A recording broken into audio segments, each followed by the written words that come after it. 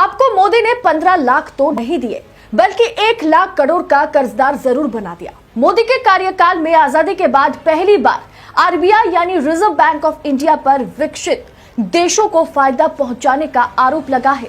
यह खबर बाहर आते ही देश में मोदी के खिलाफ महाविरोध शुरू हो गया। सोशल मीडिया पर मोदी इस्तीफा दो ट्रेंड भी कर रहा है। वित्त मंत्रालय ने एक ऐसा खुलासा किया जिसके बाद आम आदमी की पैरों तले से जमीन खिसक जाएगी। देश पर इतना ज्यादा कर्जा है जिसे आने वाले 10 साल तक कोई भी सरकार ठीक नहीं कर पाएगी।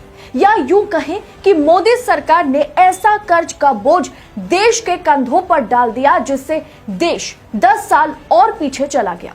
पूरी खबर जानने के लिए वीडियो को अंत तक जरूर देखें, लेकिन उससे पहले अगर अभी तक रिपोर्ट्स कलेक्टिव के वरिष्ठ पत्रकार सोमेश झा ने मोदी दौर में रिजर्व बैंक ऑफ इंडिया की आजादी को लेकर लंबी छानबीन की है। इस छानबीन पर विदेशी अखबार अल जजीरा 3 रिपोर्ट लेकर आई।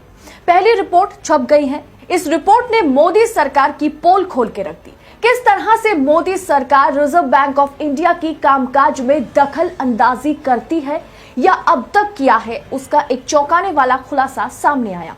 यह एक लंबी रिपोर्ट है जिसे आपको ओवरऑल समझाने की कोशिश कर रही हूं। यह खबर की पहली किस्त है।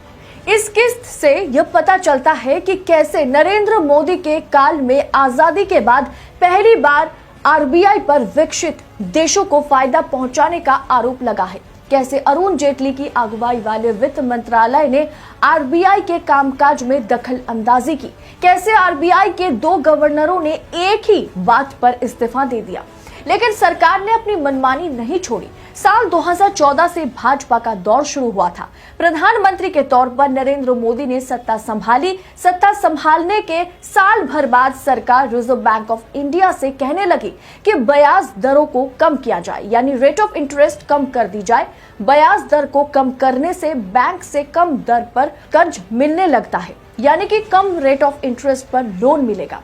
रिजर्व बैंक ऑफ इंडिया का मानना था कि रेट ऑफ इंटरेस्ट कम करने से बढ़ती हुई महंगाई पर लगाम कसना या लगाम लगाना आने वाले समय में मुश्किल हो जाएगा। इसीलिए आरबीआई ब्याज दर यानी रेट ऑफ इंटरेस्ट कम करने के बजाय महंगाई को नियंत्रित कंट्रोल करने पर ज्यादा जोर दे रही थी। लेकिन सरकार मोदी की है तो क्या हुआ कि रिजर्व बैंक ऑफ इंडिया के साथ मोदी सरकार की मनमानी शुरू हुई। मोदी सरकार ने सीधा आरबीआई पर आरोप लगाया कि आर्थिक तौर पर मजबूत दूसरे देशों को फायदा पहुंचाने के लिए रिजर्व बैंक ऑफ इंडिया काम कर रही है। नई बात यह है कि सरकार ने केंद्रीय बैंक के जरिए गोरे लोगों को फायदा पहुंचाने का आरोप लगाया। साथ में यह मांग भी किया कि रिजर्व बैंक ऑफ इंडिया किस मकसद के तहत कामकाज कर रही है, इसकी छानबीन की जाए। यह आरोप मोदी सरकार ने 2014 में आरबीआई पर लगाया। दरअसल ये बात समझना जरूरी है कि अगर महंगाई की परेशानी से देश जूझ रहा है तो अमूमन ब्याज दर यानी रेट ऑफ इंटरेस्ट बढ़ाकर रखने की नीति अपनाई जाती है। ऐसा करने पर महंगाई की परेशानी बेलगाम नहीं होती। अधिकतर वही लोग मोटा कर्जा लेते हैं, मोटा लोन लेते हैं जो पैसे से पैसा बनाना चाहते हैं। कारोबारियों को फायदा होता है, उन्हें कम रेट ऑफ इंटरेस्ट पर लोन मिल जाता है। इन सब में फायदा अमीरों को होता है, लेकिन महंगाई बढ़ने से सबसे बड़ी मार गरीबों पर पड़ती है। इसीलिए आरबीआई इसमें संतुलन बनाने का काम करता है और इसीलिए आरबीआई को स्वतंत्र काम करने की अनुमति दी जाती है। लेकिन 2014 के बाद ऐसा नहीं हुआ। जब मोदी सरकार आई तो महंगाई की दर बहुत अधिक थी। साल 2014 में आरबीआई के गवर्नर रघुराम राजन थे। कांग्रेस ने इन्हें नियुक्त किया था, यानी अपॉइंट किया था। उन्होंने रेट ऑफ इंटरेस्ट यानी ब्याज दरों में कोई कटौती नहीं की, जिससे महंगाई धीरे धीरे कम होने लगी। लेकिन राजन पर आरोप लगा, इससे वो भारतीय जो बिजनेसमैन हैं, चाहे अडानी हो, अंबानी हो, उन्हें नुकसान पहुंचा रहे हैं और विकसित देशों को फायदा पहुंचा रहे हैं। तो रघुराम राजन ने इस्तीफा दे दिया। इसके बाद उर्जित पटेल आरबीआई गवर्नर बने। उन्होंने ब्याज दर में 0.25% की कटौती की। उर्जित पटेल के दौर में ही नोटबंदी का ऐलान हुआ। इस रिपोर्ट में पता चलता है कि उर्जित पटेल की नोटबंदी में कोई भूमिका नहीं थी। सरकार के नोटबंदी से कोई फायदा नहीं निकला। आरबीआई के गवर्नर होने के नाते उर्जित पटेल ट्रोल होने लगे। 2018 की बात मैं कर रही हूँ।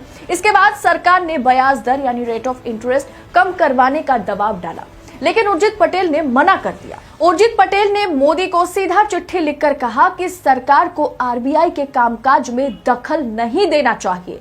आरबीआई की ट्रांसपेरेंसी और साख को धक्का नहीं देना चाहिए। सरकार की दखलंदाजी उचित नहीं है। उर्जित पटेल की इस चिट्ठी ने मोदी सरकार का पारा गर्म कर दिया, तो कुछ दिनों में उर्जित पटेल को इस्तीफा देना पड़ा। फिलहाल रिपोर्ट्स कलेक्टिव के वरिष्ठ पत्रकार सोमेश झा के छानबीन के बाद अल जजीरा ने पहली किस्त में इतना ही छापा है। इससे साफ पता चलता है कि मोदी के कार्यकाल में आरबीआई स्वतंत्र नहीं है, इसलिए आज समय के साथ साथ महंगाई आसमान छू रही है। ऊपर से वित्त मंत्रालय की रिपोर्ट में बताया गया है कि दिसंबर तिमाही तक सरकार पर कुल कर्ज का बोझ बढ़कर 128.41 लाख करोड़ रुपए हो गया है। जी हां, सही सुना आपने, 128.41 लाख करोड़ रुपए। इसीलिए तो कहा कि मोदी ने 15 लाख तो दिए नहीं, बल्कि आपको 1 लाख करोड़ का कर्जदार जरूर बना लिया। इस लिहाज से देश के हर नागरिक पर 98,776 रुपए का कर्ज लदा है। यह आंकड़ा भी दिसंबर 2021 तक का है। आज तो प्रति व्यक्ति 1 लाख रुपए का कर्ज मोदी सरकार चढ़ा चुकी है।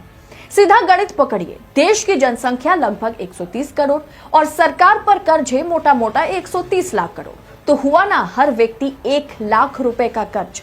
आपको जानकर हैरानी होगी कि 2014 में मनमोहन सिंह ने जिस देश को मोदी के हाथ में छोड़ा था, उस हिंदुस्तान पर 54.9 लाख करोड़ रुपए का कर्जा था। यानी आजादी के 67 सालों में 55 लाख करोड़ का कर्जा और मोदी जी के मात्र 8 साल के राज में 73 लाख करोड़ का कर्ज। जी हाँ, यह सच है और इसको कोई नहीं दिखाएगा आपको। यह सच पर कोई बात नहीं करेगा। शाम को प्राइम टाइम डिबेट पर सिर्फ और सिर्फ हिंदू मुस्लिम पर बात होगी। इमरान खान, पाकिस्तान भी अब चर्चा का विषय बना हुआ है। गोदी मीडिया आपको कभी भी इस कड़वे सच से रूबरू नहीं करवाएगा, क्योंकि अगर मेन स्ट्रीम मीडिया पर यह खबर चलने लगी तो सत्ता हिल जाएगी।